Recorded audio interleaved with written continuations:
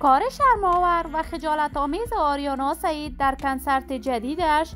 آریانا سعید چرا در کنسرت جدیدش این کار را انجام داده است؟ دلیل قهر عصیب از آریانا چی بوده است؟ افشای بزرگترین رازهای آریانا سعید در کشور ترکیه.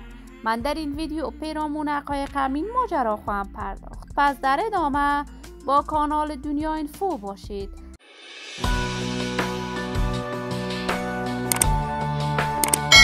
سلام، شما را خوش آمدید میگم به یکی دیگر از ویدیوهای جذاب کانال من. برای عضو شدن با کانال دنیا اینفو علامت سابسکرایب را فشار دهید تا از ویدیوهای دیگر کانال من هم آگاه شوید. آریانا سعید ملکه دلها، هنرمند بی‌بدیل، صدای ماندگار، آواز سریله، یکی از هنرمندان با استعداد، محبوب و مطرح کشور است.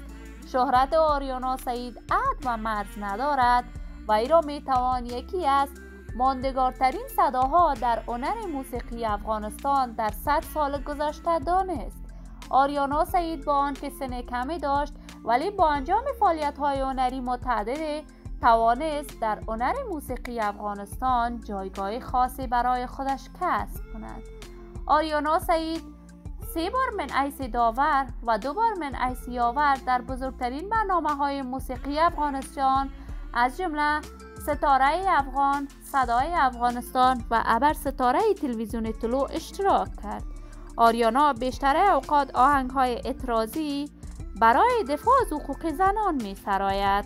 آهنگ‌های آریانا سعید مقام و منزلت خاص خود را دارد و حتی در پارلمان اروپا هم آهنگ سروده است.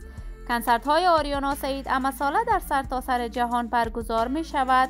در جدیدترین کنسرتش مرد بزرگسال می‌خواهد نزد آریانا سعید برود، ولی آریانا سعید اجازه برای این پیرمرد نداده است که مورد نقد شدید دزداران و علاقه‌مندانش قرار گرفته است.